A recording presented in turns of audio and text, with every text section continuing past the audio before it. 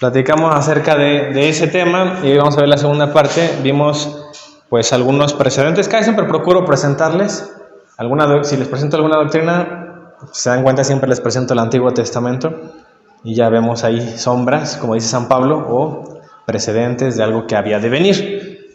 En la crucifixión no fue la excepción. La vez pasada vimos muchos pasajes del Antiguo Testamento que apuntaban a un sufrimiento, un padecimiento que después se le atribuyó a Jesús, del Mesías. Entonces ya no nos suena raro y también ya tiene sentido. Es como transportarnos al mundo del pueblo judío. Entonces ellos conocen eso y yo se los doy a conocer. También es una manera como de que se pongan en lugar de ellos, para que vean ellos cómo asimilaron el que Jesús viniera, ¿no? Y todo lo que enseñó y padeció, ya para ellos tenía sentido, ya lo conectaban con su escritura. Entonces nos quedamos haciéndonos esta pregunta después de eso, ¿no? Bueno, vimos el proceso también de lo que era la crucifixión y un poco pues de historia, y también reflexionamos esta pregunta al final, que ahorita vamos a explicar, del por qué fue condenado. Y como ya algunos de ustedes que estuvieron presentes en línea lo vieron, pues se le acusaba de varias cosas a Jesús. Una de ellas era hablar mal del templo, ¿no? Y en sí propiamente pues no hizo nada malo, simplemente a los que creían que lo sabían todo, precisamente les explicaba mejor la revelación, ¿no? Y hay muchos pasajes en donde se le preguntan muchas cosas de Jesús y él las explica mejor. Por ejemplo, cuando le hablan del divorcio, ¿no? Y él les explica exactamente la postura que sería cuál, la de Dios, ¿no? Que el de permanecer unidos en las buenas y en las malas, ¿no?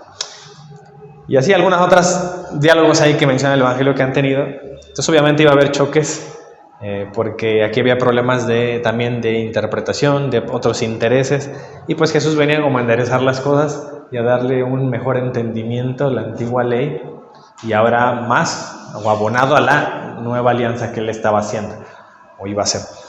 Entonces, bueno, ya había incomodidades, ya había envidia. Menciona ahí, creo que el apóstol Juan es el que dice que lo entregaban por envidia, o al menos Pilato se daba cuenta de eso. Entonces ya había también prejuicios contra él. Y quedamos que el delito por sí mismo del que se le acusa a Jesús es el de blasfemia. Y la blasfemia en la antigüedad era como la burla, como la falta de respeto a las cosas de Dios. Especialmente tenía que ver con la mención del nombre divino, ¿no? Ven que los judíos no podían mencionar el nombre. Entonces, bueno, hay algunas sectas que van a insistirnos, ¿no?, en que es importante saber el nombre de Dios, tenemos que saber el nombre, ¿no? Y te dicen, ese es Jehová. Entonces, los católicos decimos Yahvé. Algún día hablaremos bien en profundidad de ese tema, creo que no lo hemos tocado, ¿verdad? ¿Cuál es el nombre de Dios? Aunque ya que en tiempos de Cristo, pues entre Yahvé y Jehová, pues lo más relevante es lo que nos enseña Cristo, ¿no? Que nos enseña a llamarlo Padre. Ya nos podemos dirigir a él con de una manera como una figura filial, ¿no? Así como de familia. Entonces ya no es como en el Antiguo Testamento, que era esa distancia y eras nuestro Señor Yahvé, y ahora ya es más cercano, después de Jesús ya es nuestro Padre, ¿no? Entonces, a ver, ahí en ¿cuál es la blasfemia que comete? Bueno, ahí solo rápidamente mencionar, voy a tomar el Evangelio de Marcos, que es ahí donde se habla de los demás también, pero este es más corto por cuestiones de tiempo, que dice que los principales sacerdotes y todo el concilio buscaban testimonio contra Jesús para entregarle, ¿no? Esto ya después de que lo capturan. Lo querían entregar a la muerte, fíjense. Dice, pero dice que no le hallaban. No lo hallaban, dice, porque muchos decían falso testimonio contra él, mas sus testimonios no concordaban. Entonces, levantándose unos dieron falso testimonio contra él, diciendo, nosotros le hemos oído decir, yo derribaré este templo hecho a mano y en 3 días edificaré otro sin mano. ¿Eso le recuerda algo? Edificaré templos, derribaré uno y edificaré uno sin mano. Ya lo hablamos, ¿no? Las profecías de Daniel, que una roca iba a ser cortada sin mano, o por obra de Dios, para establecer otro reino, que iba a ser el reino de Dios. Quedamos que era el 5.º reino ese, con la llegada del Hijo del Hombre, según el profeta Daniel. Dice, nosotros le hemos oído decir esto, y que dice esto, que en 3 días edificaré otro sin mano. pero ni aún así concordaban en el testimonio. Entonces, yo les mencionaba que hay posturas de gente quien dice que el problema fue que Jesús se metió con el tema del templo, por decir esas cosas y por también correr a los mercaderes del templo, también fue como algo que lo hizo ponerse gente en contra. Sin embargo, yo les muestro este pasaje para que se den cuenta que se menciona lo del templo, pero eso no es suficiente para condenarlo. ¿Qué es lo que es suficiente? Lo que hace que se desgarren las vestiduras. Bueno, una respuesta que da Jesús muy especial que aquí puse en rojo. Continuando ahí, hablando de estos versículos, dice: entonces el sumo sacerdote, levantándose en medio, preguntó a Jesús, diciendo: ¿no respondes nada? ¿Qué testifican estos contra ti? Mas él callaba y nada respondía. El sumo sacerdote le volvió a preguntar y le dijo: ¿eres tú el Cristo, el Hijo del bendito? Y Jesús que dice: yo soy, y verás al Hijo del Hombre sentado a la diestra del poder de Dios y viniendo en las nubes del cielo. Pues ya cuando nosotros oímos esta frase en estos tiempos, pues para empezar ya ustedes tienen preconcebida la idea de que Jesús es Dios, de que Jesús es pues nuestro líder, y cuando tú oyes esta frase, pues para ti te parece normal. Toda tu vida desde niño te han dicho que Jesús es Dios, que Jesús es el Hijo del Hombre, lo has leído en la Biblia, pero debes trasladarte ese tiempo lo que significaba decir esa frase, que para ellos Jesús era un judío común, un hombre. Entonces que tú dijeras eso, prácticamente te estás igualando a Dios y estás usando pasajes de la Biblia, que no es coincidencia, en donde se hace ver como si el Mesías fuera divino. Y son dos pasajes principalmente, ¿no?, que ahorita vamos a recordarlos, que están mezclados aquí. Una es el Hijo del Hombre, del profeta Daniel, que se menciona, y la otra es el Salmo 110, que dice que sentara a la diestra de Dios. Sentarte a la diestra de Dios, o dice así, ¿no?, el Salmo. Entonces, bueno, en la antigüedad, cuando dicen que está a su diestra, ¿sí se acuerdan que José estaba a la diestra del faraón? ¿Eso qué significaba? No era que literalmente estaba sentado a la derecha, no. Esa expresión significa, era como el faraón, tenía esa autoridad, sobre todo cuando el faraón, en ese caso, cuando el faraón no estaba, ahí especifica el Génesis que el que mandaba era José, ¿no? Entonces, esa expresión de estar a la diestra significa que es como un igual, casi, ¿no? O sea, es un igual a Dios, en este caso Jesús. Entonces, para ellos ven que es un hombre y aparte les cae mal, pues tienen ya la excusa perfecta para acusarlo de algo que estaba en su ley, en el Deuteronomio, que era la falta del respeto, la blasfemia a Dios, el igualarte a Dios. Entonces, ¿qué es lo que pasó? Después de que Jesús responde eso, el sumo sacerdote, rasgando su vestidura, dijo: ¿qué más necesidad tenemos de testigos? Habéis oído la blasfemia, y ahí está la acusación. ¿Qué os parece? Y todos ellos le condenaron, declarándole ser digno de muerte. Y bueno, ya para desentrañar, escudriñar la frase de Jesús, que aquí se las vuelvo a poner, la pongo en colorcitos. Lo morado es referente al profeta Daniel y lo verde es el Salmo 110. Entonces, vean la reacción de la gente, se rasgan las vestiduras. Y eso era literal, ¿eh? No creen que era una expresión así como de que se disgustaron nada más, ¿no? No, sí era literal que se rasgaban las vestiduras. Y bueno, les digo, a ojos modernos, pues esto puede parecer una exageración. Digamos, bueno, pues ¿por qué no lo tomaron de a loco a Jesús, no? Como que, ay, pues, está mal, ¿no? O sea, de su cabeza y, pues, pobrecito, ya libérenlo. Se cree el Mesías y se cree Dios. Entonces, pero aquí el tema era que Jesús no solamente lo dijo y ya, él ya tenía un historial en donde venía haciendo milagros y diciendo cosas que a ellos les incomodaban y sí estaba comprobando pues que tenía cualidad divina, sí era Dios. Entonces no fue condenado Jesús porque era un buen maestro de moral. Eso pues a nadie le interesa. Lo que sí interesa es cuando te metes con poderes, con autoridades y los incomodas, ahí sí puedes estar en la mira de la gente, ¿no? Y de ellos, les estorbas, ¿no? Entonces Jesús también, para ellos, pues les estorbaba porque era muy revoltoso y ya tenía mucha gente que lo seguía, por lo mismo de todo lo que hacía y enseñaba. Entonces, decir esta frase era como reafirmar lo que la gente ya creía y decían de él, que era igual a Dios y que era el Mesías, que era el elegido, que iba a ser un líder, que ya tenía gente que lo seguía y seguramente se le iban a seguir sumando.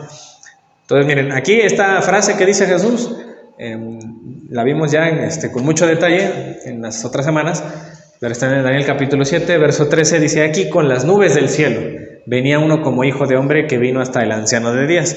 Se le acercaba ¿a quién? Al anciano de días, que siempre se interpretó que era Dios Padre, o Yahvé.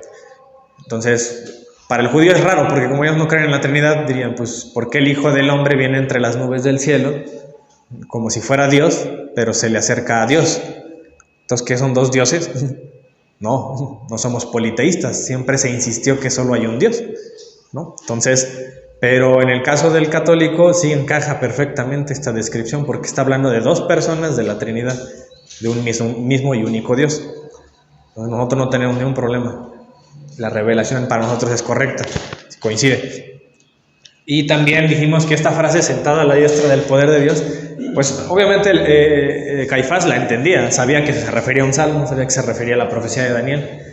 Entonces, bueno, aquí el Salmo 110 dice esto. Dice: Jehová dijo a mi Señor, siéntate a mi diestra hasta que ponga en tus enemigos en el estrado de tus pies. Aquí el tema no era tanto que dijera que es el Mesías. Yo les decía la vez pasada, pues es que ellos esperaban el Mesías. ¿Cómo lo están esperando y luego lo quieren matar? O sea, no es la razón por la cual van a crucificar a Jesús, porque precisamente ellos esperaban que el Mesías los salvara. Al contrario, a lo mejor hasta lo iban a apoyar, lo iban a seguir, a proteger. Entonces andaban al pendiente de que llegara ese hijo de hombre o Mesías, y ya estaban en tiempo de que ocurriera, porque pues si ya habían pasado los reinos que tenían que pasar, los reinos paganos, ya era el momento del quinto reino después del romano. Entonces tenían que era lógico para ellos que llegara, pero según ellos no era Jesús. Jesús era un impostor. Entonces, pues sí se declaraba Mesías, pero él siempre decía algo más aparte de eso, ¿no? Como que ahí ya estamos viendo que Jesús está diciendo, les dando a entender que es un Mesías divino. Entonces, mezclar lo divino con lo humano para ellos no es compatible. Incluso ustedes, si buscan, los judíos actuales, ellos no creen que el Mesías es humano, ¿no? O tiene que ser esa mezcla de humano-divino. O bueno, algunos dicen eso, ¿no? Bueno, más bien que no es divino, que es completamente humano, dicen la mayoría. Entonces, es complicado, ¿no? Si lo entenderían así, algo parecido a lo mejor a los testigos de Jehová, que dicen que Jesús es solo humano, ¿no? Que Dios le dio cualidades, pero no es Dios, Jesús. Entonces, bueno, a ver qué pasó aquí. Ahora voy a ponerles unas citas de la historia que son contemporáneas a Jesús para que ustedes comprendan esta parte del Evangelio que les acabamos de leer. Ustedes la han leído muchas veces por su cuenta, la han leído en la misa, cada Semana Santa se lee, pero vamos a completar, a reforzar nuestra interpretación católica acerca de por qué entendemos eso de Jesús y por qué creemos que efectivamente la blasfemia y por cómo lo entendió Caifás es por lo cual se le condena a Jesús. Vamos a ver pistas. Por ejemplo, hay un filósofo por ahí que se llama Filón de Alejandría, también vivió más o menos en ese tiempo, y él tiene escritos que se conservan. Dice, y en algún fragmento de sus escritos dice esto, que nos da una pista del también por qué se le tomó a Jesús por blasfemo. Dice: si el siempre desgraciado osa compararse con el eternamente bienaventurado, es decir, si alguien se compara con Dios, dice, tardará en empezar a blasfemar contra el sol, la luna y los demás astros. Aquí de manera implícita está dando a entender, si alguien tiene ese atrevimiento de compararse, pues da lo mismo, que podemos esperar de que blasfeme también con otras cosas, o le falta el respeto de otras cosas. ¿Qué significa eso? Que se le consideraba blasfemo el compararse a Dios. ¿Y qué hace? ¿Y qué dice Jesús? Verá sentado a la diestra del poder de Dios al Hijo del Hombre. O sea, danos de entender eso. Entonces se comprende por qué en ese tiempo se rasgan las vestiduras y también era la creencia de ese momento. Por ejemplo, Flavio Josefo, ya les mencioné, ya les he hablado bastante de este hombre que vivió ahí también en el siglo I y que es de ascendencia sacerdotal, era judío. Dice, el que blasfeme contra Dios, aquí en su obra Antigüedades, en el libro 4, dice, el que blasfeme contra Dios morirá lapidado y luego permanecerá colgado por el día y finalmente será enterrado, dice, sin honores. Eso era la creencia de ese momento y pues prácticamente está describiendo, ¿no?, lo que evidentemente con razón le pasó a Jesús. Si blasfema, le debe pasar eso, estar colgado por un día, ser lapidado. Hay un libro de tradiciones judías que se llama Mishnah. Ahí tiene varios apartados, es muy larga esa obra y son creencias antiguas de los judíos. Y fíjense que también ellos narran ahí la experiencia de qué hacen los jueces de aquel momento de los judíos antiguos cuando alguien blasfema. Y si ustedes lo leen, se parece a lo que vivió Jesús, ¿no? O sea, no hablan de Jesús, pero sí hablan de lo que ocurría cuando alguien blasfemaba. Dicen, cada día del juicio de un blasfemo, cuando los jueces juzgan a los testigos, es decir, los interrogan, o sea, que hay gente ahí cercana que estuvo o presenció cuando esta persona cometió ese delito. Dice, al testigo de mayor edad, o sea, cuando se le interroga, dice al de mayor edad, diciéndole, diga con exactitud qué oyó. Y él dice exactamente lo que oyó. Entonces los jueces se ponen de pie y rasgan sus vestiduras. Justo lo que pasó con Jesús. Todo es con razón. Sí es la blasfemia, ¿no? El delito por el cual se le acusa a Jesús. En señal de duelo hacen eso, por la profanación del honor de Dios, y nunca las vuelven a acosar por completo. Quedan ahí, ¿no? Como señal de que no están de acuerdo con la blasfemia de Dios. Miren, yo les insisto esto mucho, porque sí se van a encontrar gente afuera que les van a decir que no era la blasfemia por la cual fue Jesús crucificado. Fue por otra cosa, porque le tenían envidia. Por eso lo crucificaron. Lo crucificaron porque hizo el tema del templo. Y no es precisamente lo que nos dice, ¿no? El Evangelio. Yo les muestro lo que dice el Evangelio, pero también les estoy reforzando con otras citas, otras creencias de ese tiempo que coinciden perfectamente con lo que queremos los católicos. Hay otras pistas que sí quiero subrayar del Evangelio de Juan, referentes a este tema de Jesús y la condenación que se le da. Ahí en Juan 18, 29, fíjense. Entonces salió Pilato a ellos y les dijo, ¿qué acusación traéis contra este hombre? Respondieron, le dijeron, si este no fuera malhechor, no te lo habríamos entregado. Entonces ya ellos están predispuestos a que es un malhechor, transgredió su ley. Ahorita vamos a hablar de esa ley. Otra vez dice, entonces les dijo Pilato, tomadle vosotros y juzgadle según vuestra ley. Y los judíos le dijeron, entonces fíjense, les dice, está bien, pero júzguenlo de acuerdo a su ley de ustedes. Pero ellos le contradicen diciéndoles, sí, pero como dándole a entender, sí, pero nuestra ley dice que hay que matarlo y no podemos. Por eso vienen a Pilato, es lo que le dicen, ¿no? A nosotros no nos está permitido darle muerte a nadie. Entonces por algo se lo llevan ahí a Pilato.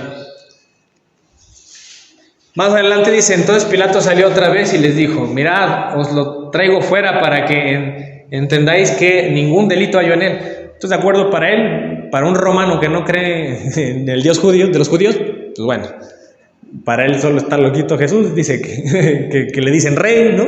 Y para él es un judío común del vulgo.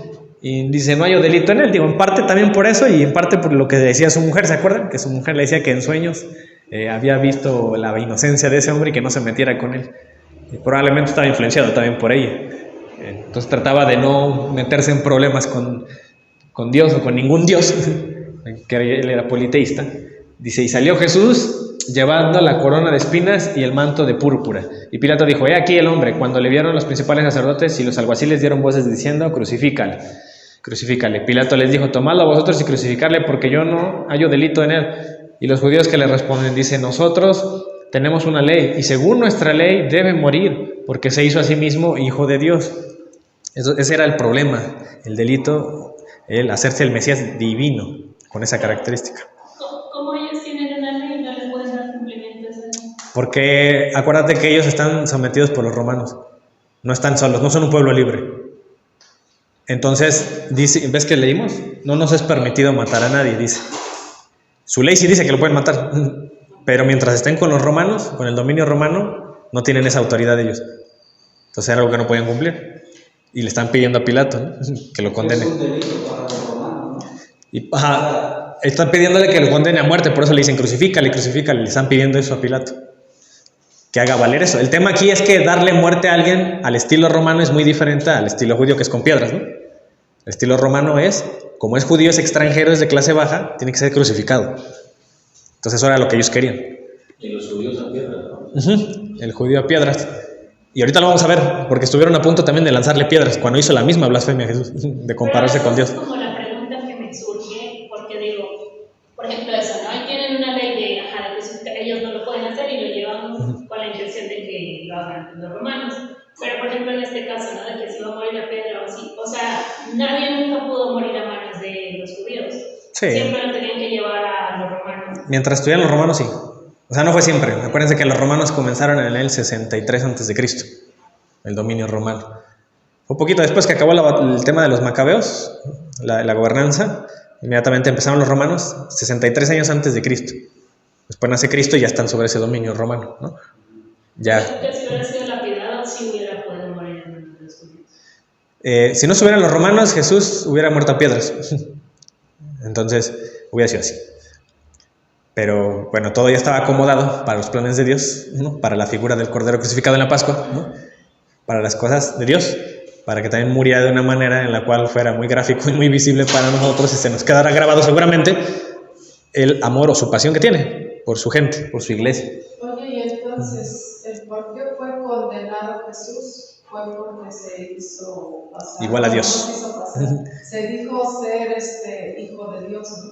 Sí. Por eso. Sí, aquí el término hijo de Dios, como está explicado y escrito en la Biblia y en el Nuevo Testamento, se refiere a alguien que comparte naturaleza con el Padre, ¿no? Es decir, naturaleza divina. Entonces nosotros también somos hijos de Dios, pero por adopción, acuérdense de eso. Y hay muchos pasajes que dicen eso. Para ellos, pues eso fue el que lo llevó a ser condenado, ¿no? Ajá. Entonces, acá, bueno, y aquí empiezan a chantajear, ¿no? Como que Pilato no quiere meterse en problemas, no quiere condenarlo, pero ellos le dicen, si a este sueltas no eres amigo del César. Le están tratando de, ¿no?, de darle por el lado. Es decir, hagan de cuenta, si no entiende la blasfemia porque no cree en Dios, Pilato, porque es romano, pues al menos le están dando por el lado de la autoridad, ¿no? Si lo sueltas es porque tú estás permitiendo que este sea rey y estás en contra del César, ¿no? Le están dando por ese lado, y no es la única vez que se lo dicen. Acá también dicen, ellos incluso le dicen, no tenemos más rey que el César. Le están diciendo eso a Pilato para que, como que, para amarrarlo, ¿no? De que de verdad haga lo que tenga que hacer. Y al final, pues ya sabemos en qué concluye todo esto, en que pues ya le dice Pilato, pues bueno, ustedes, yo no hay delito en él, pues está bien, mátenlo. Como que les dio el chance, ¿no? Y pues ya lo crucifica. Entonces, a ver, aquí, ¿cuál era la ley que decían ellos a la que se referían que transgredió Jesús y ya lo hacía blasfemo?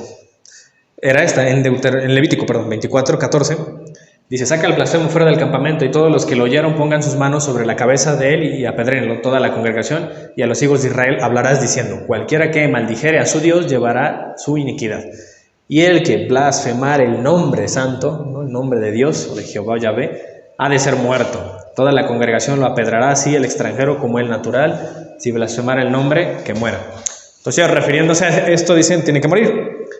Bueno, eso es cierto siempre y cuando sea un hombre como un Jesús, ¿no? Y diga que va a estar sentado a la diestra de Dios. Ellos así lo entendían. El tema aquí es que Jesús no era un hombre común, si era Dios. Entonces, obviamente, él no cometía blasfemia, él decía la verdad. Pero a ver, ya anteriormente se le había acusado a Jesús de blasfemia. Y van a decir, ay, pero no lo apedrearon, no. También el Evangelio explica que la gente lo seguía mucho y casi siempre que planearon esas cosas eran escondidas. No querían hacerlo públicamente. Se habían estado aguantando, pero Jesús ya había transgredido, según ellos, esa ley. Por ejemplo, cuando se encuentra con el paralítico, ¿sí recuerdan? Esto, que Jesús le perdona los pecados al paralítico. Dice, estaban allí sentados algunos de los escribas, los cuales cavilaban en sus corazones. ¿Por qué habla así? Blasfemias, dice. ¿Quién puede perdonar los pecados sino solo Dios? Y aquí está una prueba que podemos conectar cuando ya dialogamos y damos a entender que efectivamente es la blasfemia por la cual se le acusa a Jesús. ¿En qué otros pasajes se le dice blasfemo a Jesús? Cuando se sabe que se está comparando con Dios.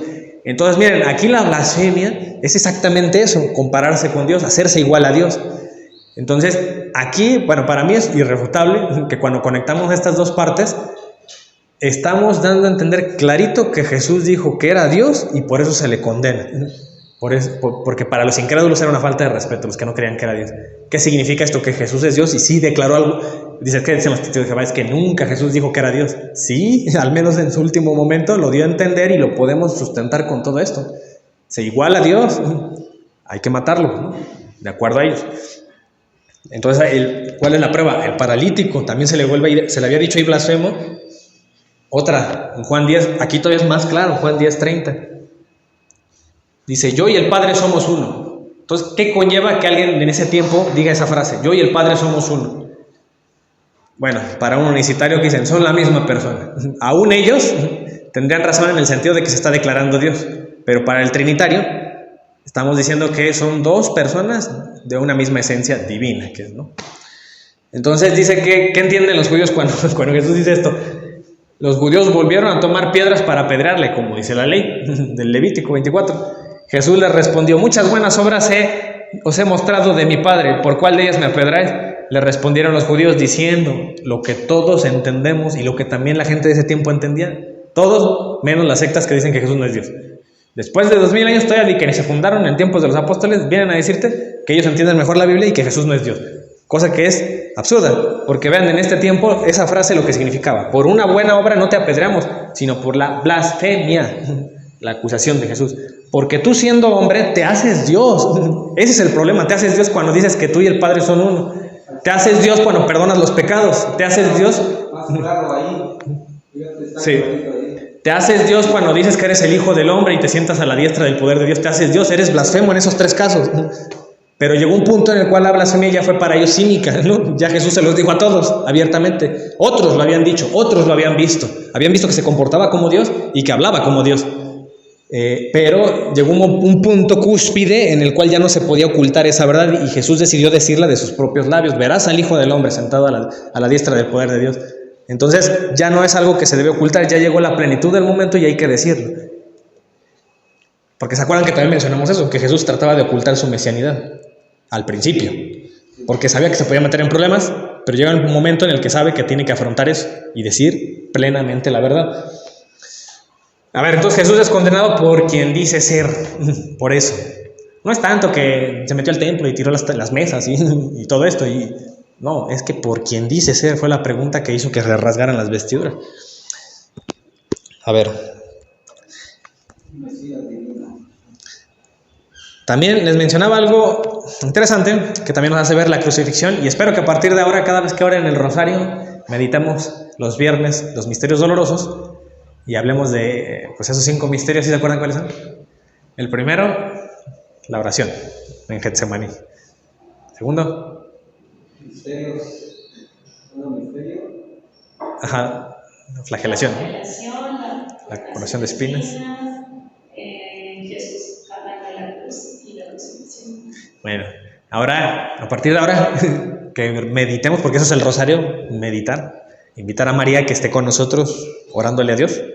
No es como dicen los protestantes, no es que ustedes le oran a María que les cumpla sus deseos. No, ahí invocamos a María, su presencia, para que junto con nosotros ella se arrodille con nosotros y oremos juntos hacia Dios para pedirle. Entonces, cada vez que meditemos ahora esos misterios, acuérdense de esto que les voy a presentar. Ya cuando vean la coronación de espinas, a lo mejor ya no van a ver la burla al rey, van a ver a un novio cumpliendo su boda, un novio entregándose por su esposa, dándose, regalándose. Cada vez que vean esos pasajes se van a acordar de esto. Entonces nos da un enfoque distinto, muy bonito y muy romántico en el sentido espiritual de cómo es Jesús, cómo actuaba, cuánto nos amaba. Y me gusta más esta interpretación, que aunque no es muy común, no he oído que alguien la enseñe. Yo la encontré en un libro de un católico que es muy estudioso de los temas bíblicos, desde las lenguas originales, hebreas y griego. Me gusta porque también como que siento que te transmite más el amor de Jesús hacia ti. No solamente es la cara del puro sufrimiento, ¿no? y padecimiento, sino que también al compararlo con una boda o con un novio, te hace ver que la crucifixión fue una entrega de amor. El mismo amor que hace un hombre común cuando se va a casar y dice: me voy a entregar a esa mujer, me voy a regalar hacia ella. Entonces, por eso comparamos la crucifixión como una boda. Pero para eso debemos entender algunas cosas del Antiguo Testamento, que ya Dios tenía una relación así con su pueblo. Si se acuerdan, en el Sinaí, cuando fue la alianza con Moisés, ¿qué es lo que pasó ahí? La primera vez que llegaron al Sinaí el pueblo, ya habían salido. Hubo un pacto, ¿no? Hubo un pacto. Moisés roció sangre de animales sobre el altar Y el pueblo. y sobre el pueblo. Ahí fue el pacto. Exactamente. Es como decir, le ponemos el anillo a la novia y el anillo al novio. 2 partes. Pero como es pacto de sangre, ¿no? Bueno, en ese caso el simbolismo fue ese. Significa compartimos la misma sangre, ya somos familia, hicimos alianza. Entonces, como toda boda, ¿qué pasa después de la misa? Nos vamos al mole, a la fiesta, a celebrar. Entonces, ¿qué hizo el pueblo? Bueno, ellos no comen mole, pero a su manera judía, 70 y tantos ancianos fueron con Moisés al cerro, comieron, bebieron y vieron a Dios, celebraron las nupcias con el pueblo. Y dice que, así dice, comieron, bebieron y vieron a Dios. Y en memorial de eso, hacen un pan sagrado en el templo para conmemorar esa celebración, esa nupcia que tuvieron con Dios. Entonces fíjense, dense cuenta, es como cuando celebraban ustedes su aniversario de bodas y recuerdan que hacen ustedes una comidita también, una fiesta. El judío tenía eso. Entonces hicieron alianza y ya ellos ya entendían que estaban teniendo una boda con Dios. Lo que pasa es que miren que el cristiano de este tiempo, el moderno, cuando nosotros vamos a misa y siempre oímos las mismas palabras, decimos alianza, alianza. Bueno, pues hay un tipo de pacto, ¿no? Es que literalmente sí era como una boda, eso. Y Jesús ya estaba cerrando un pacto. Y yo lo que me toca hacer en este tiempo, ¿qué es? Cuando voy los domingos a misa, a actualizar ese pacto, ¿no? Así como cuando haces cada año tus votos o cada no sé cuánto tus votos de matrimoniales para actualizar tu alianza. Nosotros lo hacemos todos los domingos o a veces diario algunos. O no sé cada cuándo lo hagan, pero recordamos que somos parte de esa alianza y que seguimos caminando en fidelidad a Dios.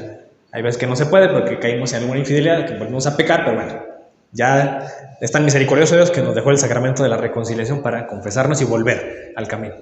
Fíjense que los profetas ya hablaban en ese lenguaje. Lo único que aquí les quiero mostrar en esa diapositiva es que la gente de ese tiempo ya hablaba en un lenguaje de Dios con el pueblo, como si fuera una boda, un esposo, un matrimonio, una esposa. Esto tiene sentido ya después en el Nuevo Testamento, ya por eso vamos a comprender por qué cuando leemos el Evangelio a Jesús se le menciona como novio y actuaba como un novio de bodas. Y ustedes dirán, pero Jesús nunca se casó. Pues sí, por eso nunca se casó. De la misma manera que su boda fue especial, así como es especial este matrimonio entre Dios y el pueblo desde el Antiguo Testamento. Jesús vino solo a darle cumplimiento a eso. Entonces miren, Ezequiel que dice: y pasé yo otra vez junto a ti, y te miré, y aquí en tu tiempo era tiempo de amores, y extendí mi mano sobre ti, cubrí tu desnudez, y te di juramento, y entré en pacto contigo, dice Jehová el Señor. Y tú fuiste mía. Le habla así como una mujer. Pero si ustedes ven el contexto, está hablando el profeta de la relación de Dios con el pueblo. Entonces, ¿por qué habla en un lenguaje así como si fuera un hombre tomando una mujer? Porque ellos lo entendían así. Y los profetas sobre todo fueron los que más enseñaron eso. Vean por ejemplo a Isaías 54, que es muy clásica esta también. Por tu marido, dice, porque tu marido es tu hacedor, Jehová. Le dice así al pueblo, este es tu esposo. Yahvé, de los ejércitos, es su nombre, y tu Redentor, el Santo de Israel, Dios de toda la tierra, será llamado, porque como a mujer abandonada y triste de espíritu te llamó Jehová, y como a la esposa de la juventud que es repudiada, dijo Dios tuyo, por un breve momento te abandoné, pero te recogeré con grandes misericordias. Entonces, y miren, estos son pocos pasajes, hay muchos más, yo solamente les muestro estos 3 o 4. Con Jeremías, por ejemplo, también dice eso, convertidos hijos rebeldes, dice Jehová, porque yo soy vuestro esposo, y os tomaré 1 de cada ciudad y 2 de cada familia, y os introduciré en Sión. Entonces la pregunta obligada para el católico, el cristiano, sería esta: si Yahvé desde el Antiguo Testamento se muestra como un esposo hacia su pueblo elegido, Jesús debiera también mostrarse así, si ustedes dicen que Jesús es Dios, ¿no? Es lo que vamos a comprobar aquí. A ver, aquí esa es una cita bien reveladora y sorprendente que no la tenemos en nuestra documentación católica. Bueno, seguramente algunos padres de la iglesia lo hablaron, pero al menos en la Sagrada Escritura no está así. Pero el judío dice que está esperando al Mesías, y ellos creen esto, algunos, ¿no? En uno de sus comentarios de su escritura de ellos, allá en un comentario del Éxodo, ahí en el capítulo 15, dicen ellos, es que cuando llegue el Mesías será el día del matrimonio consumado. Desde el Antiguo Testamento, de lo que estamos hablando, eso va a pasar. Entonces, si Jesús es el novio y aquí vamos a argumentar que es el esposo y dio cumplimiento a esa boda, esa creencia judía debería cumplirse también, ¿no? Podría cumplirse, digo yo. Y aquí lo narra, no lo voy a leer todo por el tiempo, pero narra en un contexto matrimonial, y aquí dice: sin embargo, en los días del Mesías será el matrimonio, como se afirma, porque tu esposo es tu creador. Ya está citando lo que le cité de Isaías 54. Entonces ellos desde la antigüedad decían eso: cuando llegue el Mesías va a ser el día de la boda. Bueno, si Jesús es el Mesías, debería tener también cumplimiento en eso, o podría tenerlo. ¿Dónde lo tiene? Solamente les voy a mostrar algunas citas, pero hay mucha evidencia más donde se narra en el Nuevo Testamento. Los apóstoles nos transmitieron que Jesús era un novio, que estaba teniendo o estaba a punto de celebrar sus nupcias. Dice aquí, por ejemplo, en Juan 3:28, vosotros mismos me sois testigos de que dije, yo no soy el Cristo. Les dice Juan el Bautista, le está diciendo a su gente, yo no soy el Cristo, sino que soy enviado delante de Él. el que tiene a la esposa es el esposo, más el amigo del esposo, ya está hablando, refiriéndose a Jesús como esposo, pero dice el amigo del esposo refiriéndose a sí mismo, a Juan, que está a su lado, le oye, se goza grandemente de la voz del esposo. Así pues, este amigoso está cumplido. Es necesario que él crezca, el esposo crezca, pero yo mengüe. Es decir, Juan les está diciendo, o también tiene seguidores Juan, ¿no?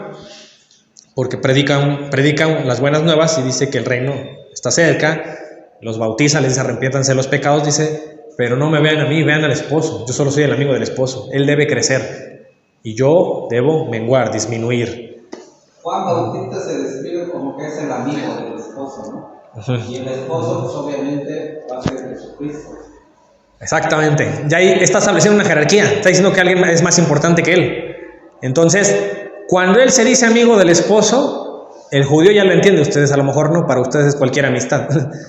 Pero el amigo del esposo, en un contexto judío de ese tiempo, es como el padrino de bodas, porque es el amigo del esposo, uno de los amigos cercanos a él. Y lo viene anunciando. ¿Y cuál es la función del padrino de bodas? En la boda judía e incluso en la boda católica. Pues bueno, facilitar las cosas, aportar algo como padrino para que se dé ese matrimonio. Entonces yo les preguntaba, ¿cuál fue el aporte de Juan? ¿Qué hizo Juan el Bautista? Bautizaba, predicaba arrepentimiento. Limpió, como dices, ¿no? O sea, exactamente. como nos enseña, empezó a limpiar a la iglesia, al pueblo de Dios. La lavó. Y todos en conjunto somos precisamente ese pueblo de Dios, somos la iglesia, somos juntos la esposa de Cristo. Fueron lavados y exhortados al arrepentimiento a través de Juan el Bautista, que es el amigo del novio o del esposo, para que estén preparados para su boda, todos. Y ahora entendemos por qué en el Apocalipsis, cuando se dan las bodas del Cordero, está el simbolismo de la vestidura blanca como una novia y de las coronas que reciben esas personas. ¿Por qué? Porque están siendo parte de esa boda, son como la novia que se va a casar, ¿no? Entonces Juan Bautista estuvo preparando a la novia. Exactamente, desde ese tiempo ya se está preparando y al día de hoy sigue preparándose, ¿no? ¿A poco no? La iglesia también bautiza, también te confiesa, te purifica. Exacto. Las religiosas, fíjate cómo se expresan, le dicen a Jesús mi esposo, mi amado. Y Santa Teresita le decía mucho eso a Jesucristo, a Jesús, pues se expresaba de esa manera. Seguimos con ese lenguaje, ¿no? Que tenían los judíos de matrimonio, el lenguaje nupcial. Y lo seguimos diciendo y no está mal, porque al final es comparable. Y Dios también nos invita a hacer lo mismo entre nosotros, a pequeña escala, entre un hombre y una mujer, ¿no? Y de la misma manera que es fecundo el amor entre Dios y la humanidad, también el de un hombre y una mujer. Por eso es el matrimonio válido, el que es fecundo, ¿no? El que tiene el potencial de generar vida, no otros, ¿no? Que por ahí andan diciendo que también tienen que ser matrimonios válidos, pero no son entre hombre y mujer. Pues ¿qué hacemos? ¿Le decimos a Dios que cambie las cosas o qué? Bueno, fíjense, ahí en Marcos 2, otro pasaje, otra evidencia. Cuando le acusan a Jesús, oye, tus discípulos ni ayunan, ve, los de Juan sí ayunan, ¿y los tuyos qué? ¿Te crees más que Juan y ni ayunan, ni saben hacer eso, no lo quieren hacer? ¿Qué pasa ahí? ¿Y qué les contesta Jesús? En lugar de que les diga, miren, ellos no ayunan porque yo se los digo, punto. No, Jesús le preocupó o le dio una oportunidad de dejar una enseñanza. Dice, ¿acaso pueden los que están de bodas ayunar mientras está con ellos, el esposo? Están de bodas, están en un proceso, está diciendo eso Jesús. Ahorita está aquí el novio. ¿Tienen que ayunar? No. Y vamos a ver que esa era la creencia, de que no debía haber ayuno. Cuando en una boda judía se interrumpía todo eso. Miren, eso es lo que les digo. Cuando comprendemos o estudiamos un poco el judaísmo, ya comprendemos mucho el evangelio también, cómo ellos pensaban, porque esto era destinado a judíos. Entonces, en la boda judía sí pasaba eso. Acuérdense que la boda consistía en 7 días de celebración, no era como nosotros, que solamente el sábado en la noche y acabó la boda. Ellos celebraban 7 días. Y hay evidencia de eso, histórica y también bíblica, ¿no? Yo les decía que Sansón, cuando daba a conocer su secreto, creo que fue el 7º día de su boda. O sea, ya existía esa creencia, esa tradición de celebrar tantos días. Entonces Jesús dice que están en el proceso de bodas. Para él su vida pública es eso, esos 7 días, antes de que llegue la boda, que es en la crucifixión. Entonces dice, no pueden ayunar. Efectivamente, no se podía hacer eso porque están en una celebración, tienen que estar contentos todos celebrando, y no puede haber eso todavía, ya después sí. Dice, entre tanto que tienen consigo al esposo, no pueden ayunar. Dice, pero vendrán días cuando el esposo les será quitado, y entonces en aquellos días se ayunarán. Ahí sí. Entonces Jesús los está remitiendo. Acuérdense de la costumbre de las bodas. Ahí no ayunas en la boda. Ah, pues en mi boda tampoco ayunas. Le está diciendo eso. ¿Qué se está mencionando, novio? Es lo que quiero que vean. Ahí en Mateo 27 tenemos, ahora sí, vamos a entrar al proceso de la crucifixión y vamos a ver por qué creemos que ese fue el día de las bodas de Jesús. Y hay detalles que no vamos a dejar escapar que se parecen a una boda judía.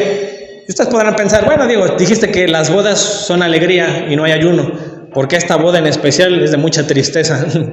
¿No? Y mucha, o sea, ¿por qué contradice eso lo que es la esencia de la celebración? La alegría por tristeza, sufrimiento y sangre. Bueno, una, porque es voluntad de Dios el padecer, y ya estaba escrito y se iba a cumplir eso. Y la razón también, pues es que, bueno, sí comparamos siempre a Jesús con novio, con boda, pero también no es literalmente una boda, ¿eh? Obviamente es un análogo, la boda de Dios con el pueblo, con el elegido, pero no es exactamente igual, ¿no? Se va a ver diferencias, obviamente, pero aquí vamos a rescatar las semejanzas que apuntan a eso. Entonces va a ser una boda excepcional la de Jesús, en ese sentido, si se los diría. Y también es excepcional en el sentido de que se casó y se fue. Y ahí vendrá una segunda venida por la novia. Entonces decíamos, pues ¿qué clase de novio deja la novia después de casarse, después de este día de boda? La deja y luego tiene que volver por ella. Bueno, eso pasaba también en el judaísmo. Él preparaba previamente el novio, el lugar. No lo hacía la novia, era el novio el que hacía eso. Compraba su terreno, iba construyendo su casita, ¿no? Preparaba las moradas, porque decía, en la casa de mi padre muchas moradas hay, ¿no? ¿Ya entienden esa frase? Del por qué tenía que volver por ella. Y porque también la novia se sigue preparando hasta estos días. Tenemos niños chiquitos en el catecismo, ellos todavía les falta prepararse, ¿no? Y otros que están por nacer, que también Jesús se va a llevar, pero no han nacido. Hay que dar la oportunidad de que acepten a Cristo, ¿no? Que acepten la fe. Bueno, una de las características es la coronación de espinas. Entonces dice, los soldados del gobernador llevaron a Jesús. Voy a pasarlo rápido, ustedes ya conocen este pasaje, ¿no? Porque se nos está acabando el tiempo. Le pusieron sobre su cabeza una corona de espinas. Bueno, perdón, previamente, le pusieron encima, dice, un manto de color escarlata o púrpura, dicen en una tradición. Una corona de espinas y una caña en su mano derecha. Estos elementos son de la realeza, ¿no? Vestirse de púrpura, ponerse una corona y como un cetro o una caña. Evidentemente esto lo hacían para burlarse de él. Y la mayoría de católicos entendemos o meditamos en el rosario, bueno, hablamos de la coronación de espinas y de las burlas que recibió. Pues es que ahí dice, ahí el evangelio lo que nos quiere decir es que es rey y se están burlando de su realeza. Es verdad, pero aquí les vamos a dar otra interpretación que también coincide y no hay problema, se pueden llevar una con la otra. Es que la coronación de espinas también significa algo, que para una boda judía de aquel entonces, también a los novios se les coronaba, tanto al hombre como a la mujer. ¿Qué significa el color escarlata? Significa realeza o lujo, riqueza. Pero también significa o simboliza la inmortalidad y el pecado. La inmoralidad, perdón, y el pecado. Entonces sí, es rey, pero al mismo tiempo está cargando pecados. Eso que le recuerda Isaías 53, ¿no? Lo dice varias veces. Cargó nuestros pecados. Fue molido por nuestras transgresiones. Entonces está cargando los pecados del pueblo o de la gente en el día de su boda, el día de su entrega. La corona significa realeza o gloria.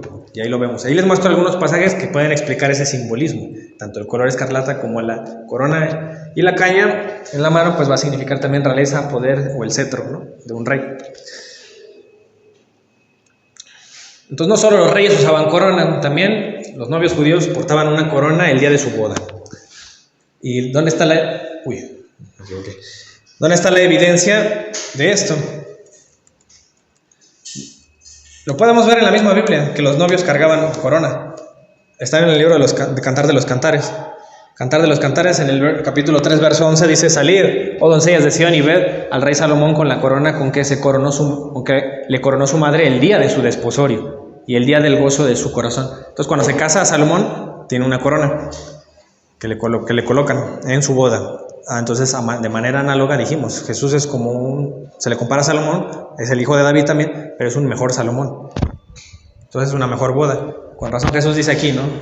He aquí, más que Salomón en este lugar, les está aclarando, yo soy mejor que Salomón. Mateo 12:42. En ese mismo versículo más adelante, no me acuerdo si más atrás, dice, y aquí alguien mejor que Jonás. Y eso lo vamos a ver después, el próximo martes en línea, ¿no? A ver si da tiempo de verlo, ya en la resurrección. ¿Por qué Jesús dice eso, que es mejor que Jonás?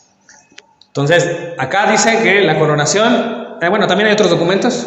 Por ejemplo, en este documento judío dice que en los tiempos de Vespasiano, ustedes se recordarán esos emperadores romanos que perseguían a los cristianos y a los judíos, dice que las coronas de los novios fueron prohibidas. Aquí nada más lo que quiero mencionar es que para que se den cuenta que sí, en tiempos de Jesús se usaba eso, en las bodas los novios usaban coronas.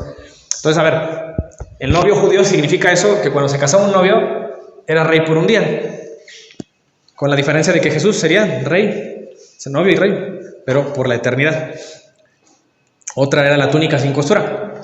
Entonces, ahí en Juan 19, 23 se menciona su túnica, la cual era sin costura, de un solo tejido de arriba abajo. Entonces dijeron entre sí, no la apartamos.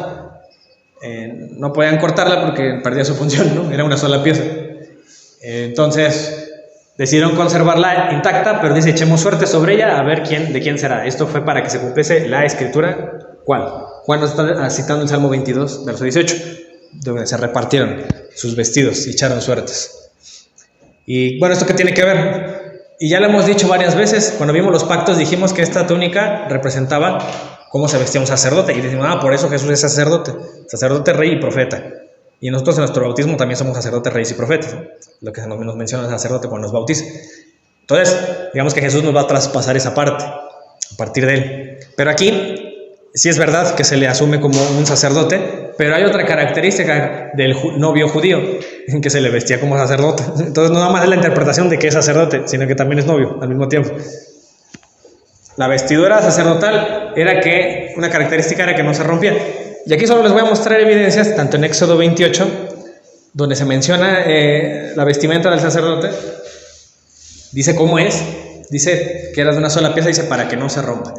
Entonces, cuando Juan nos dice que era así la túnica, inmediatamente el que conoce el Éxodo, el que conoce el Levítico, sabe que hablan de esa prenda de un sacerdote. Fíjense, en Levítico 21:10. Entonces decimos, con razón, Jesús estaba vestido como un sacerdote, pero no solamente vestido como un sacerdote, también vestido como un novio, porque así se le vestía al novio. Flavio Josefo también, de hecho, fíjense, no está en la Biblia, pero esta obra que data de ese tiempo, él también habla de esa prenda. Y dice que era una prenda de una sola pieza, que lo mismo, ¿no?, que les estoy diciendo. Está eso en su obra de Antigüedades, en el libro 3. Entonces, no solo los sacerdotes usaban túnica, en la antigüedad los novios judíos portaban una túnica sin costura y eran vestidos como sacerdotes a propósito, se les quería vestir de esa manera. Entonces, ¿por qué? ¿Por qué a propósito se les pretendía vestir de esa manera? Y ustedes recordarán este pasaje en donde Jesús toma el rollo de Isaías y narra un capítulo, y ahí es donde conectaríamos perfectamente que el mismo Jesús está haciendo llamar sacerdote y novio. ¿En dónde está? En Isaías 61. Cuando él narra esto, el Espíritu del Señor está sobre mí, por cuanto me ha ungido para dar las buenas nuevas a los pobres. Bueno, ahí el Evangelio dice que solamente leyó esa parte y dijo que esa profecía estaba cumplida, pero si seguimos leyendo, vamos a darnos cuenta ahí que Jesús, sobre ese que está ungido, dice que lo revistió como un sacerdote. Y vamos a entender a lo que me refiero con eso. Ahí en ese mismo Isaías 61, al menos en el rollo de Qumran, ¿se acuerdan ahí los escritos del Mar Muerto, donde fueron descubiertos? Ahí encontraron un libro completo de Isaías. Bueno, si vamos al capítulo 61, el verso 10, cito porque en nuestra Biblia no está esta palabra de novio, pero sépanse que los judíos de ese tiempo ellos sí lo entendían así, y sabían que un novio se viste como sacerdote. Entonces, cuando narra esto, me regocijé grandemente en Yahvé, mi alma se regocijará en mi Dios, porque me vistió con vestiduras de salvación.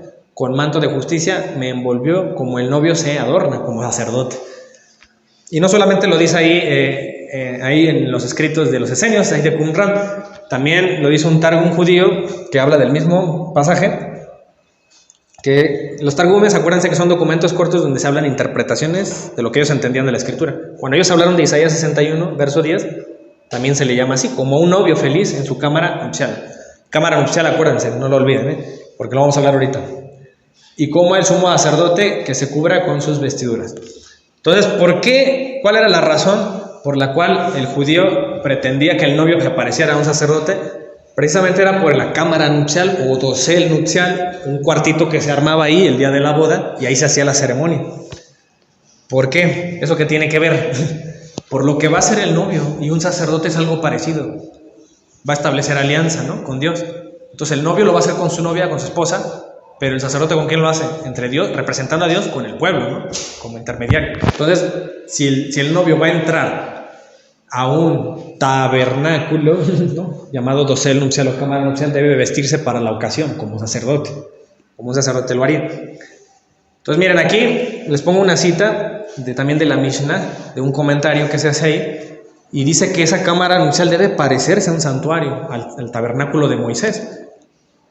Y no solamente lo dice ahí, lo dice aquí un comentario que ellos hacen en el libro de los números, dice: así como este dosel, ¿no?, o esta cámara nupcial está adornado con diversos colores, el tabernáculo también lo está comparando. Entonces, ¿sé qué significa esto? Que cuando tú te casas, al menos al estilo judío, vas a cumplir una función sacerdotal, porque vas a establecer alianza y debes vestirte como sacerdote, te coronan como un rey y vas a entregarte, ¿no?, ahí por tu novia o por tu esposa, y entonces van a simular un tabernáculo ellos, como dosel nupcial, ¿no? Ahí dice, así lo menciona. ¿Qué significa esto? Que no solo los sacerdotes usaban túnicas sin costura, en la antigüedad también los novios la usaban, portaban una túnica sin costura, eran vestidos como sacerdotes. Entonces, ¿qué significa? Que el novio judío era sacerdote por un día, aparte de rey por un día, era sacerdote por un día, con la diferencia que Jesús sería novio, sacerdote y rey para la eternidad. Ahora entendemos por qué la carta de Hebreos insiste tanto en que Jesús es sumo sacerdote, eternamente sacerdote al orden de Melquisedec, sumo sacerdote para siempre. Entonces, a manera de analogía, lo que les decía, esto hacía el sacerdote, entraba al tabernáculo, bueno, en este caso ya el lugar más santo, y aquí ¿qué simbolizaba esto? La unión de Dios con Israel. ¿En dónde? En el tabernáculo. Entonces la boda judía sería la unión del novio y la novia, vean la equivalencia, Dios e Israel, en él, ya no en el tabernáculo, ahora en un dosel. Y entonces, ¿qué haría Jesús en su pasión? Pues Jesús es sacerdote, o está vestido como tal, como novio, y se une ¿con quién? Con su novia, ¿no? Va a unirse. Y otra más, la última. Lo que pasó también ahí en la crucifixión, que lo hemos repasado mucho y todos lo sabemos, que le dan con una lanza porque pensaban, bueno, tenían que asegurarse ya que estuvieran muertos todos los que se crucificaron ahí con Jesús, pero pues Jesús se les adelantó, se murió primero. Dice que cuando llegaron a Jesús, como lo vieron ya muerto, no le quebraron las piernas. Bueno, acuérdense que este acto de quebrarle las piernas era porque, como mueren por asfixia, al quebrarle las piernas ya no pueden levantarse a respirar los crucificados. Entonces ya no pueden levantarse y se mueren más rápido ya por asfixia. Cuando llegaron a Jesús, como lo vieron ya muerto, uno de los soldados abrió el costado con una lanza y al instante salió sangre y agua. Y ustedes me preguntan, bueno, ¿y esto qué tiene que ver con una boda? Con una boda judía. Bueno, yo les recuerdo una boda que ocurrió en la misma Biblia, donde también se habló de que se le abrió el costado al novio y brotó de él su esposa, de una costilla, ¿no? Entonces, pues bueno, primero decirles que aquí se cumplió una profecía de Zacarías. Zacarías 12:10. Mirarán a mí a quien traspasaron. ¿Qué decía Jesús? Ahorita estamos en la boda, pero va a llegar un punto que se les va a arrebatar el novio y ahí sí van a ayunar. ¿Y qué dice Zacarías? Mirarán al que traspasaron y llorarán como se llora por el hijo del unigénito, afligiéndose por él como quien se aflige por el primogénito. Es decir, Jesús estaba dando a entender, después de mi boda me van a extrañar, y ahí sí van a ayunar, y ahí sí van a extrañar al novio, van a estar tristes. Lo mismo que decía Zacarías. Y bueno, esa boda de la cual les hablo, obviamente es la de Adán y Eva. Entonces era un equivalente entre Adán y Eva, ahí con lo que vive Jesús, con su madre, nada más que al sentido inverso, ¿no? Mientras una escena fue de perdición, con Jesús es salvación. Entonces dice aquí, está lo que nos explica el evangelista Juan acerca del traspasado, del costado traspasado de Jesús, y lo comparamos con el Génesis 2:21 donde se menciona eso. Y vean, en ambos casos, lo pongo en colores para que lo comparen. Tanto aquí con Jesús dice, le vieron ya muerto. ¿Qué sería aquí con Adán? Estaba durmiendo. Tenían un tipo de dormición los dos. Dice aquí que le hicieron a Jesús, le abrieron el costado. ¿Qué le hizo Dios a Adán? tomó una de sus costillas y le cerró la carne. Aquí la traducción literal es costado, del hebreo. No es tanto costilla, le abrió un costado, le quitó un costado y de ahí hizo a la esposa, a Eva. ¿Y qué pasa aquí? ¿Hizo a la esposa? Bueno, salió sangre y agua. Y aquí justamente pasa algo extraño. Es la única vez en la que un evangelista se detiene y dice, después de que le salió sangre y agua, Juan se detiene o interrumpe su evangelio para decir, el que les dice estas cosas asegura que dice la verdad. ¿Por qué insiste tanto Juan en decir, esto es cierto, lo que pasó, yo vi sangre y agua? Acuérdense que Juan estuvo al pie de la cruz con María. Dice, yo vi sangre y agua que brotó de ahí. Y es que aquí te está diciendo esto, que de ahí brotó algo que era inusual, que no tiene un cuerpo, un muerto, sangre y agua. Y tiene un significado teológico importante. ¿Sí se acuerdan cuando Jesús dijo, yo este templo lo destruiré y en 3 días lo reconstruyo? Y dice ahí Juan específicamente, pero él se refería al templo de su cuerpo. ¿Qué significa esto? Juan te quiere decir aquí algo. Esto que pasó aquí es lo que pasaba en el templo judío. Literalmente, cada Pascua, ¿qué ocurría? Mataban corderos, dice Flavio Josefo, alrededor de 250,000 corderos, porque era uno por familia. Imagínense cuantísimo cordero había muerto y cuantísima sangre se derramaba sobre el altar. Bueno, el templo tenía un desagüe y toda esa sangre bajaba y se mezclaba con el río Cedrón. ¿Qué salía del templo cuando un judío iba a ver la Pascua? Veía que del templo salía sangre combinada con agua. Entonces, ¿qué te está diciendo ahí Juan? Que Jesús ahora es el nuevo templo y es la morada de Dios. Por eso le brota sangre y agua de un costado. Y casualmente era del costado derecho del templo y también del costado derecho de Jesús. Entonces está esa coincidencia. Jesús es el templo, efectivamente, es la nueva morada de Dios. Y después el templo fue destruido y no hay problema para nosotros. Para los judíos sí hay problema, que se le destruyó el templo en el año 70. Pero nosotros tenemos el templo ya original, ¿no? Que es el cuerpo de Jesús. Tanto literalmente en la cruz como místicamente. ¿Cuál es el cuerpo de Jesús? La iglesia, ¿no? Según Colosenses 1:18, el cuerpo de Jesús es la iglesia, Jesús es su cabeza. Entonces, por eso la enseñanza del catecismo es esa. Cuando hablamos del agua y la sangre, a ver, decimos, del costado del primer Adán se formó una mujer, la esposa. Del costado de Jesús también se conformó su esposa a través de 2 sacramentos, que es bautismo, agua, sangre, Eucaristía. Que brotaron, dice aquí, del costado de Jesús. Dice, del mismo modo que Eva fue formada del costado de Adán, adormecido, así la iglesia nació del corazón traspasado de Cristo, muerto en la cruz. San Agustín también dice algo bien interesante en uno de sus comentarios. Lo muestro como uno de los cristianos más influyentes, para que vean que esta creencia es antigua. Se dijo de esto de aquellos 2 hombres, ¿no? Está hablando de Jesús y Adán, puesto que ya se prefiguraba en ellos Cristo y la iglesia.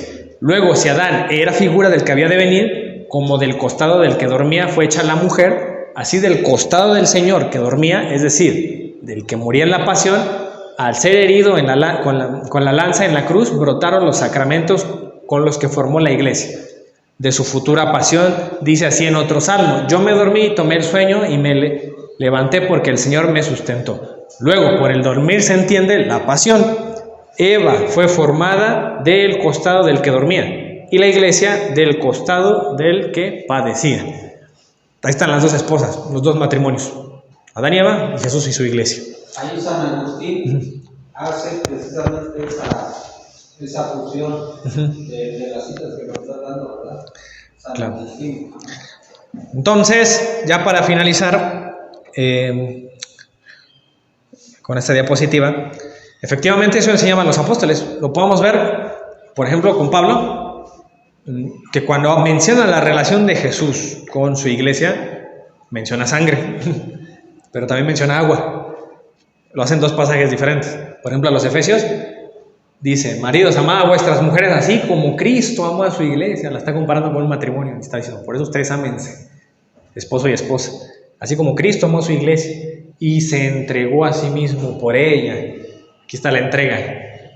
Así como el esposo se va a entregar al altar, va a renunciar a muchas cosas de su vida para compartir con la esposa, así Cristo también hizo, ¿no? Con su iglesia, para santificarla, habiéndola purificada en el lavamiento de agua.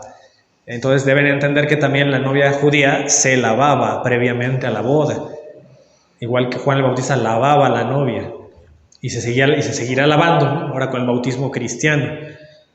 Y continuamos con el tema del arrepentimiento de pecados para seguir preparando a la novia. Pero siempre está el elemento agua, acompañando a esa relación entre Jesús y su iglesia. Ahora entienden por qué agua y sangre. Ahora vamos a ver la sangre. Cuando, igual, en Hechos 20:28 dice: por tanto, mirad por vosotros y por todo el rebaño en que el Espíritu Santo os ha puesto por obispos, para apacentar la iglesia del Señor. Fíjense otra vez la relación de la iglesia con Dios, la cual Él ganó, se entregó a sí mismo por ella, la cual Él ganó por su propia sangre. Entonces tenemos los dos elementos relacionados siempre con agua y sangre, relacionados con la relación entre Cristo y su iglesia, y que curiosamente del costado de Jesús brotaron esos dos elementos, agua y sangre. Y no solo eso, ustedes lo ven todos los domingos en la misa, o cada vez que van a misa, cuando el sacerdote prepara el cáliz, ¿qué hace? Pone vino y dicen vino mezclado y agua. ¿No se han fijado en eso? ¿Qué simboliza? Bueno, según los católicos de allá de Oriente, dicen es que mezcla las dos naturalezas, la humana y la divina de Jesús. Eso es cierto. La humana representada en agua, la sangre representando la divinidad. Y eso también es cierto porque incluso el Apocalipsis dice que el agua representa la multitud, es decir, la humanidad. Eso dice Juan, ¿no? Y también, ¿qué otra interpretación tenemos? Pues es que ahí está el agua y la sangre del costado de Jesús, vino y agua en la Eucaristía. Entonces también representa eso, y también representa la unión de lo divino con lo humano, es decir, de Dios con el hombre. Por eso participamos, hay varios simbolismos ahí, de esa agua y vino que mezcla el sacerdote. Y bueno, también otra cuestión es que el judío ya de por sí hacía eso, tenía esa costumbre, porque el vino en aquel entonces era un concentrado y normalmente lo diluían. Así como cuando ustedes se preparan su Bacardi y sus cubas y las diluyen, no se las toman así secas, ponen refresco, ponen manzanita. El judío también tenía que hacer algo parecido, ¿no?, para consumir vino. Sobre todo cuando era un vino hecho de pasas que era muy dulce, lo diluían ellos con agua. Entonces también esa característica pues pasó a tener un simbolismo teológico y pasó a repetirse, fíjense, después de 2000 años de Cristo. Continuamos con esa costumbre que ya tiene una representación, un hecho simbólico importante. Dice acá, entonces, bueno, en resumen, un esposo, dice, gana a su esposa en el altar, ¿no? Ganó a su esposa o se entregó por su esposa en el altar. ¿Y qué pasa con Jesús? Jesús gana a su iglesia en el altar de la cruz. La cruz ahí es su boda. Entonces, ya con esto acabamos muy bien a tiempo para pasar a los comentarios o cosas que quieran decir, porque para la otra vamos a ver la resurrección. Para los que se conecten el martes, primeramente Dios, en línea, vamos a platicar de la resurrección. Vamos a ver 3 argumentos importantes, porque esa también es otra cosa que tenemos, ¿no? Que si nos cuestionan la resurrección, a lo mejor sus hijos, que les cuesta trabajo creer, alguna persona que es atea, ¿no? O no necesariamente atea, hay gente que es de otra religión que no es la cristiana, y ustedes pueden demostrarles por qué es plausible la resurrección. Es que miren, esto es el eje central de nuestra fe, ¿no? Que dice San Pablo, vana sería nuestra fe si no creemos en la cruz. Entonces, explicar la resurrección es tanto como ganar almas al cristianismo, porque la crucifixión es el puntapié del cristiano para creer en Cristo ya como Mesías, ¿no? Imagínense que no hubiera resucitado, pues sería absurdo predicar a alguien que lo vencieron en la cruz y murió, nada más. Pero no se quedó ahí la historia, resucita. Y bueno, y lamentablemente no conocemos los argumentos que hacen plausible la resurrección. Entonces, cuando a ustedes les cuestionen y les digan, no, pero bueno, hay gente incluso que es católica, pero dicen, bueno, pero Jesús solo resucitó, significa que está en el corazón de todos. Y entienden eso de la resurrección, y eso es muy extendido. Y ustedes ahí tienen que llegar y decir, no, la resurrección no es que vive Jesús en nuestros corazones. O algunos otros dicen, es que solo volvió a la vida. Y creo que la mayoría de católicos cree eso, que la resurrección solo es que Jesús volvió a la vida. Y no es eso, porque en ese caso también Lázaro es resucitado. Lázaro también sería el Mesías, ¿no? O hay que decidir entre Lázaro y Jesús. No, hay un tipo de resurrección que tiene Jesús que no es la de Lázaro. Y tampoco es la de Tabita, por ejemplo, que volvió a la muerte cuando Pedro, ¿no?, oró por ella. Hay otros que volvieron a la vida y no por eso decimos que ya ellos son los hijos de Dios y el Mesías. No, Jesús tiene algo especial en su resurrección. Y lo vamos a hablar. ¿Qué tiene de especial él? Que no solo volvió a la vida, no solo está en nuestros corazones. Hay más cosas que abarcan la resurrección para entenderla a su plenitud. Y veamos que eso es lo que se enseñaba desde el siglo I, y con el tiempo se ha ido tergiversando y se han hecho caricaturas de la resurrección, que no es completamente eso la resurrección. Pero ustedes ahí por eso tienen que estar pilas, ¿no? Para que cuando ustedes platiquen, incluso ya lo he visto que catequistas lo dicen, ¿no? A los niños explican la resurrección como que nada más revivió Jesús y ya. No es solo eso, es mucho más que eso. Y lo vamos a platicar, ¿vale? Y vamos a ver qué escrituras judías, y vamos a entrar al tema de Jonás, se cumplieron para para que la gente de ese entonces creyera en la resurrección y de Jesús como Mesías. Bueno, eso sería todo. Muy bien, hermano Diego. A ver, preguntas o comentarios que quieran hacer. Pues simplemente, bueno, donde estabas, Diego, estabas comentando, ¿no?, de que cuando Juan Bautista figura como el amigo, ¿no?, de Jesucristo, yo quisiera hacer una pregunta simplemente ahí. Los protestantes, ¿qué hacen en este caso? No es que, si viene, haciendo un contexto amplio, ¿no?, que Juan viene lavando, viene preparando, y ya para que la gente arrepentida la bautizaba, pero antes un punto muy importante que veo que los protestantes, me he puesto a dialogar con ellos, que nada más ellos hacen lo siguiente, que dicen, acepta a Jesucristo, ¿no? Y yo pues nada más voy creo en Cristo, ¿no? Ya soy salvo. Entonces ellos, ¿qué hacen en esto al no ir a un bautizo protestante, ¿no? ¿Qué hacen aquí? Si hacen una confesión, porque Juan bautizaba, pero también confesaba. Esa sería, no sé, una... Sí, es verdad. Sí, bueno, primero que nada, bueno, cuando hablamos de protestantismo, pues hay muchas creencias, ¿no? No es monolítico de que creen una sola cosa, no están de acuerdo en varias entre ellos. Bueno, primero... Vamos, digo que interrumpo. Vamos a ir a como los que creen en la Santísima Trinidad, ¿no?, que vienen figurando más apegados a nosotros.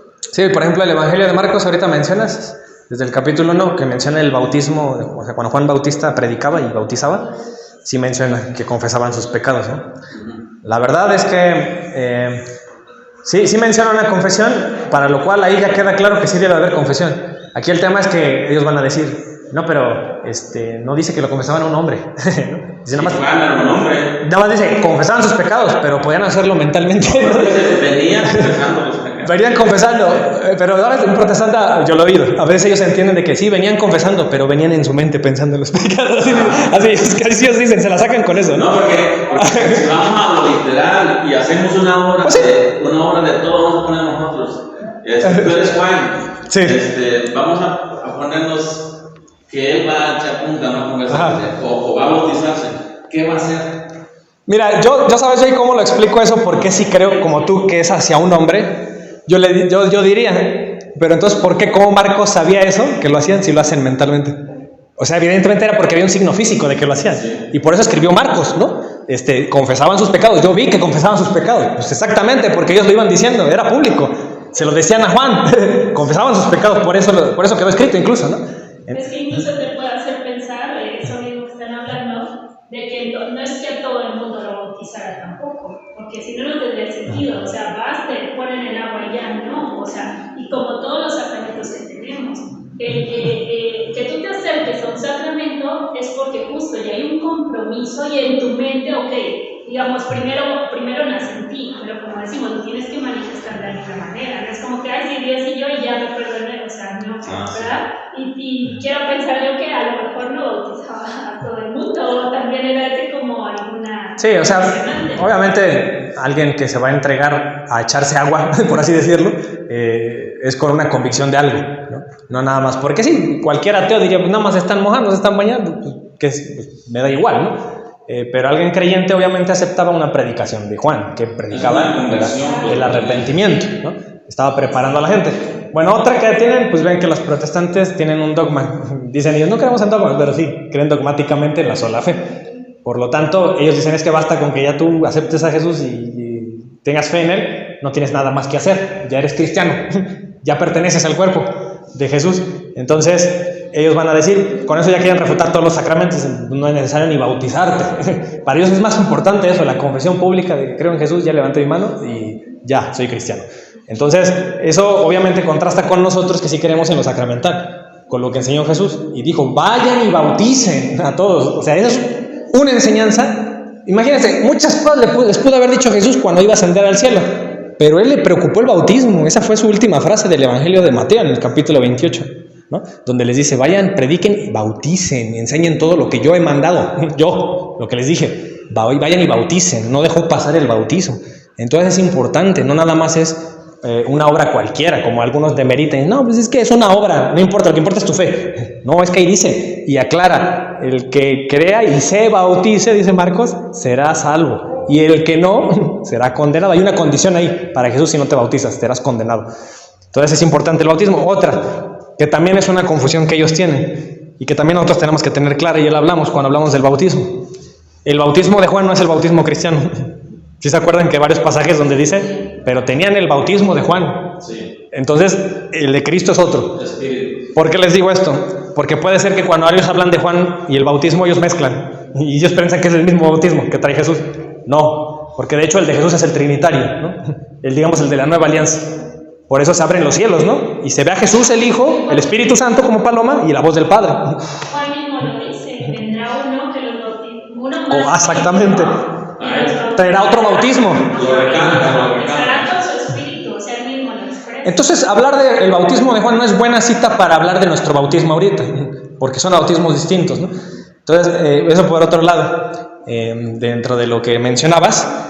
Y bueno, la otra interpretación que también encaja y coincide perfectamente, pues es que el padrino de la boda, pues prepara a la novia o las cosas de la boda para que se dé la boda, ¿no? Entonces, esa era la labor de Juan. Y ya hay pasajes de la Escritura, sobre todo en Isaías, donde hay cumplimiento, donde dice que llegará un Elías, ¿no? La voz esta del desierto, y se gozará en la voz del esposo, así dice. Y se parece mucho a lo que dice Juan: yo me gozo, ¿no?, en la voz del esposo, y soy el amigo del esposo, dice Juan. Entonces, bueno, ahí vamos entendiendo la analogía de estas dos cosas, que solo Juan preparaba el camino, y era ese Elías que iba a venir. Entonces, y hay judíos actualmente que no creen en Jesús, que dicen, no, es que tiene que venir Elías. Ellos creen que literalmente tiene que estar Elías, como venir ¿no?, de entre los muertos, venir.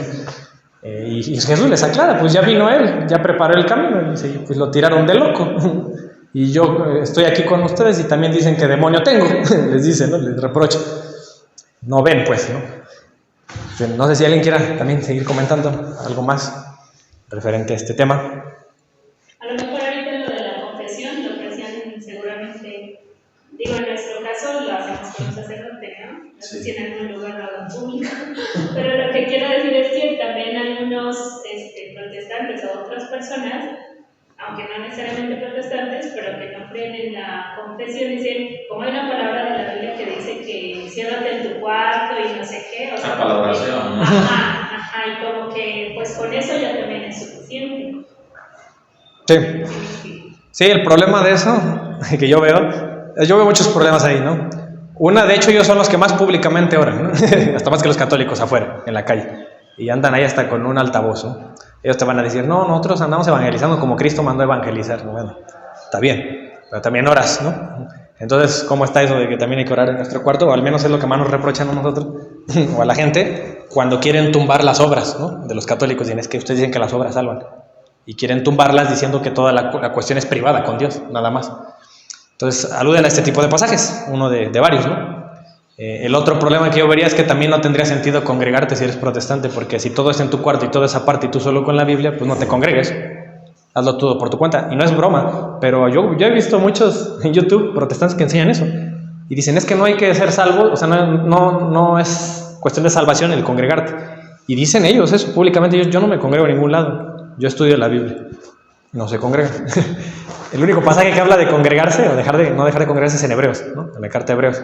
Y de ahí se agarran algunos protestantes para pelearse con ellos y decirles, sí te debes congregar, ¿no? Sí, pero en Efesios también está, en la iglesia se le da la adoración y la gloria a Dios.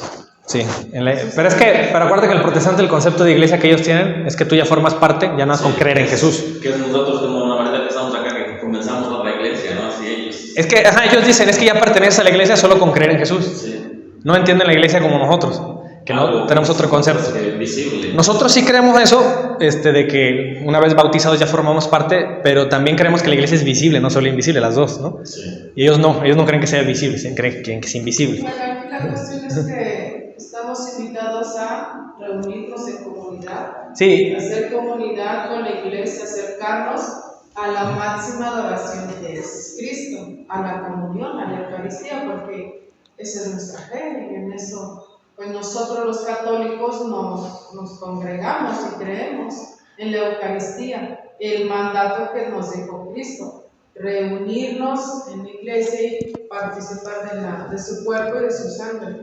Sí, precisamente el católico sí tiene esa razón que no tiene el protestante. Como creemos en la Eucaristía, solo la Eucaristía la pueden hacer los ministros legítimos. Por lo tanto, sí hay que reunirnos, ¿no? Puedes orar en tu casa, adorar, alabar, tener tus imágenes, pero no puedes comulgar. No puedes comulgar en tu casa. Tienes que irte a donde esté un sacerdote. Pues con razón ahí nos congregamos. Exactamente. Entonces, esa es la razón por la cual el católico se congrega, por celebrar la Eucaristía, ¿no? Entonces, otra también, ahí en Efesios, la misma carta de Efesios que citas, en el capítulo 4, en el verso 5 en adelante, que habla de una sola fe, un solo bautismo, ¿no? Y menciona que también Jesús dice que Cristo estableció pastores, ¿no? Maestros. Entonces, bueno, obviamente ahí refuta cualquier cuestión de no congregarte, porque si no te congregas y tú eres tu propio maestro, entonces ¿para qué Jesús determina maestros? ¿A quién le van a enseñar? ¿O quién se va a dejar enseñar? Y ellos te podrán decir, no, pero es que eso fue en el primer siglo, cuando Jesús estableció maestros pastores, pero ahora ya no, porque ahora tenemos la Escritura. Te van a decir eso. Siempre el pretexto va a ser la Biblia. Dense cuenta que la Biblia no es mala, lo malo es cómo la están usando, ¿no? Que la están usando como excusa para creerse sus propias interpretaciones que ellos mismos se generaron, o se han generado estos siglos, ¿no? Pero Jesús ya dejó una enseñanza y por eso dejó maestros que siguen y continúan esos maestros. Dejó el bautismo como salvación, uno de los medios de salvación, y debemos obedecer eso, ¿no? Dejarnos guiar, dejarnos instruir, dejarnos enseñar por lo que Cristo ha enseñado, dice. Entonces, no sé, si mentira. Continuar. Y también, pues obviamente en la Biblia nos deja la doctrina, nos deja la enseñanza Jesucristo en la última cena. Por eso la necesidad de reunirnos también. Es la más importante, es la mayor adoración que le podemos dar a Dios. ¿Sí? La Eucaristía, acción de gracias, comer su cuerpo y beber su sangre. ¿En dónde? En el pan y el vino. ¿Y quién puede hacer eso? ¿Cuándo se hace presente nuestro Señor Jesucristo? Cuando el sacerdote hace la consagración. Y si no hay sacerdote que haga la consagración, no te la va a ir a hacer a tu casa, ¿sí? A excepciones, ¿no? Pero aquí la comunidad es la iglesia, y por eso nosotros debemos de asistir o acudir a hacer ese gran sacrificio que nos dejó nuestro Señor Jesucristo, la enseñanza. Y por si fuera poco, acuérdense que San Pablo nos vuelve a confirmar en su carta cuando dice exactamente: yo recibí del Señor lo que a mi vez les transmito, y empieza a detallar cómo hacer esa consagración y cómo comer el cuerpo y la sangre de nuestro Señor Jesucristo continuamente, ¿no? Y nosotros lo podemos hacer incluso 2 veces. Si vas 2 veces a la misa, comulgas 2 veces. Si vas 3, pues 3 veces. Y si vas una, bueno, pues ya con eso nos damos por bien servidos, ¿no? Entonces yo creo que ya, ¿algún otro comentario que quieran hacer antes de irnos? ¿No? Todo bien. ¿Ya? ¿Todo bien? Muy bien. Entonces un aplauso para nuestro compañero. Gracias. Y vamos a irnos también en presencia de Dios haciendo la oración. ¿Quién quiere hacer la oración para que nos vayamos en presencia de Dios? Adelante. En el nombre del Padre, del Hijo y del Espíritu Santo. Amén. Te damos gracias, amado Dios, porque nuevamente nos permites llenarnos de ti, de tu palabra, porque nos invitas a dejarnos transformar por tu gracia. Gracias por tu paciencia, gracias por tu amor, gracias porque cada día es una nueva oportunidad que nos das para seguir creciendo y seguir caminando hacia ti. Gracias por las personas que estamos aquí, te pedimos también por aquellas que no han podido venir, por aquellas que tú has preparado y a lo mejor todavía no tienen la voluntad de asistir. Y para que todo esto que hacemos, Señor, sea para mayor gloria tuya y para que nos ayude a caminar en santidad, para que en los momentos de dificultad podamos también permanecer firmes como tú lo hiciste y para que sea siempre tú el motor de nuestras vidas. Te lo pedimos a ti, que vives y reinas